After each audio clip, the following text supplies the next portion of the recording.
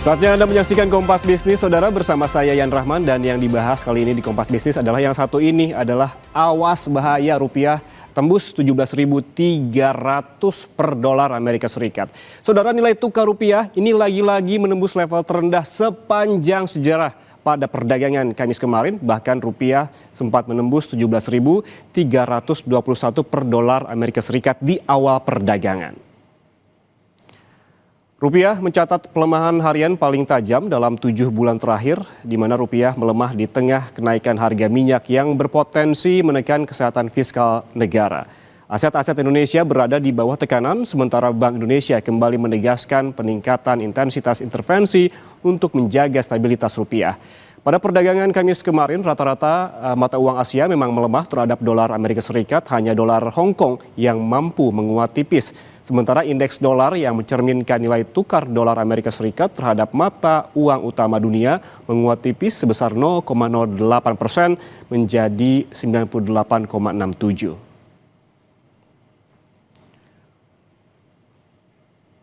Lalu saudara, kita lihat bagaimana kinerja rupiah berdasarkan data dari Gisdor Bank Indonesia dalam data berikut ini. Nah, ini dia saudara, nilai tukar rupiah per dolar Amerika Serikat, di mana ini kembali menembus level terlemah sepanjang sejarah pada penutupan perdagangan hari Kamis ke level 17.308 per dolar Amerika Serikat. Padahal saudara, persis pada Jumat pada pekan lalu, ini 17 April, ini rupiah masih berada di 17.189.000. Maksud kami 17.189 rupiah per dolar Amerika Serikat. Ini sempat menguat tipis pada awal pekan di 17.176 dan kemudian ini kembali menguat pada 21 April ke level 17.142 dan tertekan lagi pada 22 April ini ke level 17.179 hingga akhirnya ini lagi-lagi menembus posisi terlemah sepanjang masa pada Kamis kemarin. Selama ini, saudara, pemerintah kerap menyebutkan bahwa rupiah tidak melemah, hanya saja dolar yang menguat. Memang betul demikian bahwa dolar menguat tipis, tapi tak bisa disangka juga menghadapi mata uang tetangga saja rupiah ini masih loyo. Kita lihat ke data berikutnya. Nah, ini dia saudara, ini menghadapi dolar Singapura, rupiah juga loyo. Sama halnya terhadap dolar Amerika Serikat. Rupiah juga menyentuh level terendah sepanjang sejarah terhadap dolar Singapura pada penutupan perdagangan Kamis kemarin di level 13.547. Dan secara rinci saudara, selama sepekan terakhir pada Jumat pekan lalu, rupiah terhadap dolar Singapura ini berada di 13.454. Kemudian pada perdagangan awal pekan pada Senin pekan ini, rupiah berada di 13.454 per dolar Singapura. Kemudian pada hari berikutnya di 21 April ada di 13.486 per dolar Singapura. Dan pada 22 April ini sedikit menguat di 13.449 rupiah per dolar Singapura. Ini saudara, kita bandingkan lagi kinerja rupiah terhadap mata uang negara tetangga lainnya, yaitu ringgit Malaysia di data selanjutnya. Nah, saudara, menghadapi ringgit Malaysia pun rupiah masih saja tertekan dan lagi-lagi menembus level paling lemah sepanjang sejarah terhadap ringgit Malaysia di angka 4.361 pada penutupan perdagangan Kamis lalu. Selama sepekan terakhir pada Jumat pekan lalu, rupiah berada di level 4.330 per ringgit Malaysia. Kemudian kembali melemah di pekan ini di hari Senin di 4.334, kemudian sedikit menguat di 4.332 pada 21 April, dan pada 22 April masih di level yang sama, dan kemudian pada penutupan perdagangan di hari kemarin, rupiah mencapai titik terendah terhadap ringgit Malaysia di angka 4.361. Dibanding rupiah saudara, memang kinerja ringgit Malaysia ini sepanjang tahun ini tergolong impresif. Secara year to date, ringgit masih mencatat apresiasi sekitar 2,27% terhadap dolar Amerika Serikat. Artinya, tekanan yang lebih besar dialami oleh rupiah. Sementara ringgit Malaysia ini meski pada perdagangan hari Kamis ikut melemah terhadap dolar Amerika Serikat, tapi secara keseluruhan ini masih mampu menunjukkan ketahanan dan bahkan unggul melawan greenback sepanjang tahun berjalan. Lalu saudara, rontoknya rupiah juga berpengaruh terhadap kinerja IHSG. Kita lihat ke data. Nah, ini dia tentu berpengaruh saudara. Pada penutupan perdagangan Kamis kemarin IHSG anjlok 2,16% ke level 7.378. Sementara selama satu pekan IHSG ini turun sebesar 3,19%. Pada hari Jumat kemarin IHSG masih berada di level di atas 7.600-an, tepatnya di 7.634. Kemudian turun di awal pekan ini di 7.594. Kemudian pada 21 April ini turun lagi di 7.559. Kemudian kembali lagi turun di 22 April di 7.541. Dan ini juga kembali turun di hari kemarin di level rendah di 7.378. Seluruh sektor mengalami penurunan dan yang terdalam terpantau pada sektor barang baku dan juga energi. Saudara, sampai kapankah rupiah akan terus menyentuh level terlemah sepanjang sejarah? Apakah ini sinyal bahaya bagi ekonomi Indonesia dan apa yang perlu dilakukan oleh pemerintah dan seberapa agresif intervensi perlu dilakukan oleh Bank Indonesia? Kita bahas usai jeda, tetap bersama kami di Kompas Bisnis.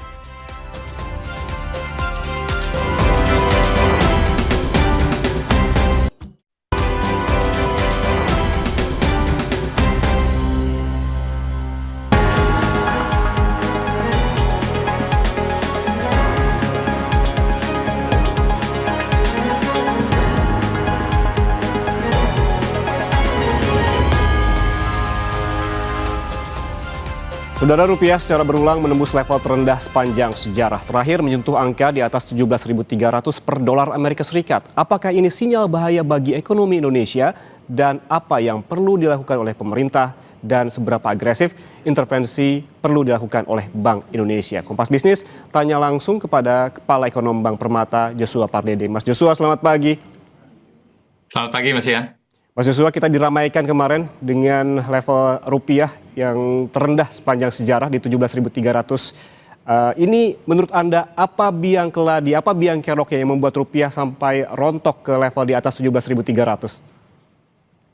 Iya, yang ingin saya sampaikan bahwa yang terjadi kemarin adalah memang ini fenomena regional ataupun secara global ya, yang dimana bukan rupiah saja yang melemah sendirian, tapi memang seluruh mata uang Asia serentak melemah, dan ini biang keroknya adalah memang Timur Tengah kembali memanas ya.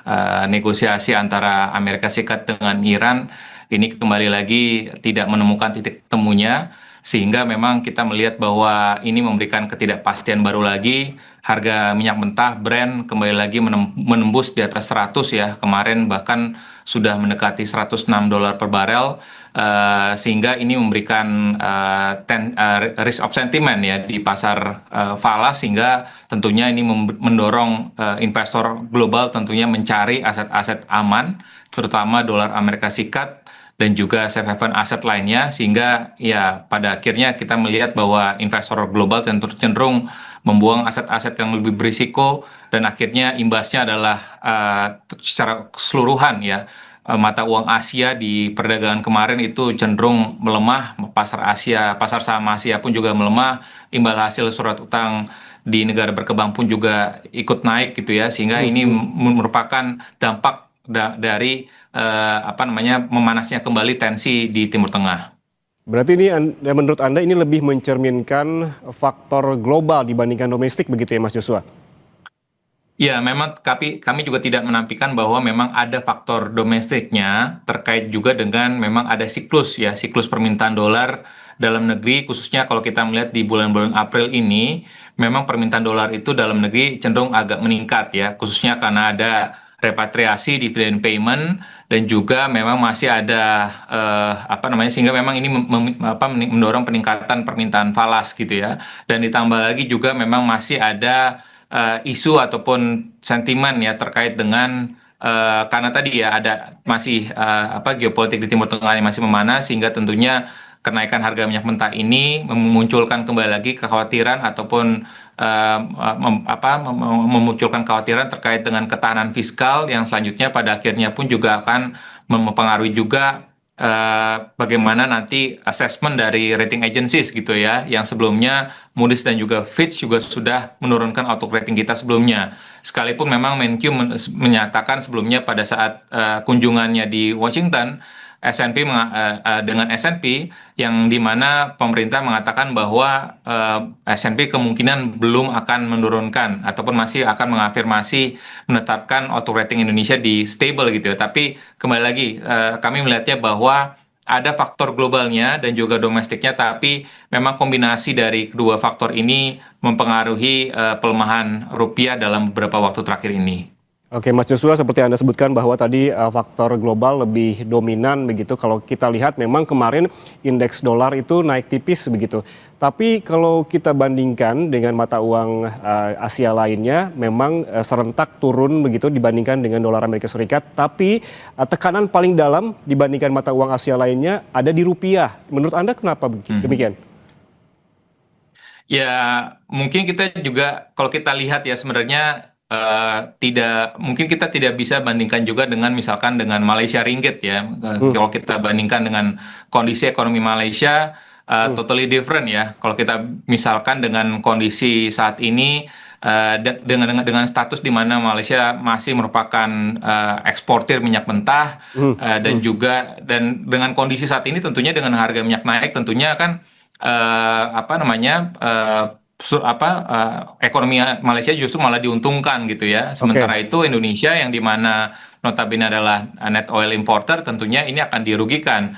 Dan tentunya kalau kita lihat lagi data-data terakhir ya, misalkan terkait dengan current account balance ya di tahun lalu sendiri itu Malaysia mencatatkan surplus, sementara Indonesia dari sejak sebelum pandemi dan sampai dengan saat ini pun juga masih normatifnya kita masih mengalami defisit gitu ya. Sedangkan Malaysia secara apa namanya normatifnya itu mengalami surplus ya 1,6% terhadap GDP-nya di tahun lalu. Sehingga memang kita sebaiknya tidak sebaiknya kita membanding-bandingkan ya dengan Malaysia ringgit yang lainnya. Tapi kalau kita lihat sebenarnya ya apa namanya, karena kan kita selain memang kita menghadapi geopolitik, tapi kita juga menghadapi serangan dari dalam hal ini ya MSCI, lalu juga dari sisi apa namanya warnings dari assessment dari rating agencies gitu. Jadi memang tidak ya kita dapat tekanan lain juga gitu ya selain dari geopolitik di Timur Tengah gitu. Jadi memang itu juga suatu hal yang mungkin tidak dialami oleh negara-negara berkembang lainnya gitu ya di selain Indonesia gitu. Jadi mungkin itu yang kondisi yang tidak dialami negara lain di Asia. Oke, tapi pada akhirnya warga Indonesia juga membandingkan karena ini paling dekat begitu, ada Singapura dan juga Malaysia. Warga negara Indonesia banyak sekali yang terbang ke Malaysia, yang terbang ke Singapura. Namun kita melihat bagaimana kondisi pergerakan rupiah pada hari kemarin terhadap dolar Singapura maupun ringgit Malaysia, sama halnya dengan dolar Amerika Serikat mengalami level yang paling rendah. Menurut Anda, tadi Anda sempat membahas dengan Malaysia yang negara eksportir, bagaimana kemudian dengan Singapura?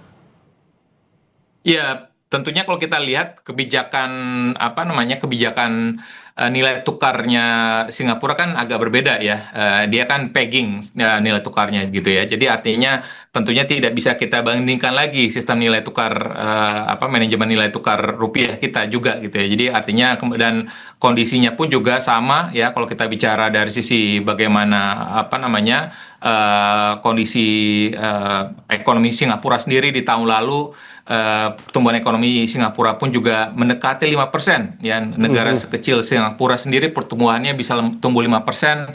Dan artinya memang di tengah kondisi geopolitik ataupun perlambatan global di tahun lalu, pertumbuhan ekonomi Singapura dan juga Malaysia ini masih tumbuh cukup baik. Dan juga di tengah perang dagang ataupun tarif dari Amerika pun juga mereka masih bisa meningkatkan nilai tambahnya gitu ya. Sehingga mungkin itu yang harus menjadi catatan dari pemerintah untuk bisa mendorong tadi ya produktivitas perekonomian kita. Sekalipun memang kalau kita lihat sebenarnya, kalau kita melihat secara objektif ya, kami ekonom melihat bukan dari nilai nominalnya saja ya, nominal nilai tukar rupiah terhadap dolarnya saja, tapi kami juga melihat dari nilai fundamentalnya. Biasanya kami menggunakan proksinya real effective exchange rate, yakni itu biasanya ketika kita digunakan melalui datanya Bank International Settlement gitu ya. Dan ini kalau kita lihat itu acuannya adalah 100. Kalau di bawah 100 artinya itu nilai tukar tersebut adalah undervalue ya. Dan kalau kita lihat sampai dengan data terakhir, data BIS itu di bulan Februari itu kita masih undervalue gitu ya. Dan ini Oke. sepertinya sejalan dengan apa yang disampaikan oleh Gubernur Bank Indonesia pada press conference terakhir di RDG kemarin, bahwa rupiah di kondisi saat ini memang kondisinya undervalue. Artinya nilai nominal rupiah terhadap dolar Amerika saat ini tidak sejalan dengan kondisi fundamental ekonomi saat ini gitu ya. Artinya Oke. memang karena tadi faktor sentimen masih sangat mempengaruhi ya. Karena tadi kalau kita bicara dari sisi kondisi dari sisi cadangan devisa, lalu juga prospek pertumbuhan ekonomi gitu ya. Sebenarnya dan juga inflasi yang masih terkendali gitu ya. Saya melihat bahwa kondisi saat ini ataupun pelemahan saat ini masih relatif temporer, dan karena tadi masih akan sangat dipengaruhi tadi kalau sentimen dari Timur Tengahnya ini berakhir ataupun sudah ada kesepakatan yang lebih permanen antara Amerika Serikat dengan Iran, semestinya harga minyak ini langsung turun di bawah 100 dan sentimen di pasar keuangan globalnya juga mereda, dampak kepada rupiahnya pun juga harapannya akan lebih Oke. cepat mereda juga. Baik, Mas Joshua, ini juga yang jadi sorotan terkait dengan cadangan devisa kita yang sudah berkurang banyak dalam 2 bulan, ini lebih dari 5 miliar dolar Amerika Serikat. Dengan kondisi ini, kenapa rupiah tetap di atas 17.000 menurut Anda? Apa yang tidak optimal di Bank Indonesia? Ya, kita pun juga kembali lagi kalau kita lihat dari sisi cadangan devisa yang sudah turun kurang lebih dari 8 miliar US dollar ya dari 3 bulan pertama tahun ini pun juga kembali lagi kalau kita melihat apa yang sudah dilakukan oleh Bank Indonesia sudah all out ya, dalam hal ini sudah melakukan triple intervention dan juga sudah melakukan intervensi NDF di pasar onshore gitu ya, di pasar offshore juga. Artinya kalau kita melihat dari dalam hal yang sudah dilakukan oleh Bank Indonesia, melakukan langkah-langkah stabilisasi ini sudah cukup optimal ya. Namun kembali lagi yang bisa dilakukan oleh Bank Indonesia adalah bagaimana melakukan langkah-langkah stabilisasi ya. Karena yang kalau kondisi saat ini adalah ibaratnya bagaimana menggarami air laut itu sepertinya agak sulit ya untuk mendorong rupiah menguat di bawah 17.000 tuh sepertinya analoginya adalah mengupayakan ya tadi menggarami air laut gitu ya, karena cukup sulit karena tadi derasnya tadi tensi geopolitik tadi sentimennya itu cukup signifikan. Sepertinya memang agak cukup sulit ya, karena kembali lagi sentimen yang masih akan cukup dominan tadi masih berkaitan juga selain tadi terkait dengan fiskal ya, dan juga tadi bagaimana asesmen yang harus dijawab juga oleh pemerintah dari terkait dengan asesmennya dari rating agencies dan juga MSCI, sekalipun memang MSCI masih mengextend Oke. ya asesmennya terkait dengan nanti di bulan Juni dari sebelumnya bulan Mei. Baik. Tentunya ini tetap harus dijawab nanti oleh OJK dan juga SRO. Oke, terakhir, Mas Joshua, apabila Anda menyebutkan bahwa rupiah saat ini undervalue sejalan dengan yang disebutkan oleh Bank Indonesia, berarti seberapa besar potensinya rupiah akan kembali menguat ke level 16 ribuan? Ya, kembali lagi yang tadi kami sampaikan bahwa dalam jangka pendek ini ya potensinya memang masih akan bergerak di level 17 ribuan ya. Karena kembali lagi situasi dari Timur Tengah ini kan tidak bisa kita prediksi, karena kembali lagi ini kita berurusan dengan Presiden Trump yang unpredictable gitu ya. Karena kalau sekiranya dan kembali lagi kalau kita bicara terhadap midterm election yang akan dihadapi oleh Presiden Trump nanti di bulan November, dan juga bagaimana ongkos biaya perang yang juga dikeluarkan oleh pemerintah Amerika Serikat ini cukup besar sekali, mestinya kondisi ini pun juga akan merugikan buat Amerika Serikat ya, sehingga memang kondisi untuk adanya perdamaian di antara Iran dan Amerika Serikat mestinya harus dijalankan. Tapi kembali lagi, kalau itu bisa dijalankan setidaknya di dalam waktu dekat ini, harapannya kondisinya di semester kedua itu tensi geopolitik ini udah mulai agak mereda gitu ya, sehingga harapannya kembali lagi bahwa harga minyak pun juga udah mulai akan normalize, karena memang tidak ada tekanan juga dari produsen-produsen minyak global gitu ya. Hormuz juga udah normal kembali, harapannya seperti itu, sehingga tekanan ataupun rambatan spillover negatif kepada indikator makroekonomi Indonesia, terutama fiskal dan juga inflasi pun juga akan lebih mengecil ataupun mereda, sehingga dampaknya kepada sentimen terhadap nilai tukar rupiah pun juga akan mengecil juga, sehingga kembali lagi nilai tukar rupiah ke depannya akan mencerminkan kondisi fundamentalnya. Jadi faktor sentimen akibat perang di Timur Tengah ini pun juga akan menghilang gitu ya, tidak akan mendominasi lagi gitu ya, sehingga harapannya itulah mulai akan kita melihat bahwa kondisi nilai tukar rupiah akan mulai di bawah 17.000 itu akan mulai terlihat. Oke, berarti penguatan secara jangka pendek ini terasa sulit begitu melihat juga mempertimbangkan dengan kondisi global perang Iran dan juga Amerika Serikat yang saat ini eskalasinya masih tinggi. Dan juga sebutkan tadi bahwa intervensi yang dilakukan oleh Bank Indonesia ini sudah all out, sehingga memang ini stabilisasi rupiah juga telah diupayakan dengan maksimal oleh Bank Indonesia. Terima kasih Kepala Ekonom Bank Permata Joshua Pardede atas waktunya bersama kami di Kompas Bisnis. Sehat selalu. Terima kasih. Saudara, jangan kemana-mana karena Sapa Indonesia Pagi masih akan kembali untuk Anda dengan informasi hari Jumat ini 24 April. Pemerintah Provinsi DKI memberlakukan tarif Rp1 untuk Transjakarta, MRT, dan LRT Jakarta.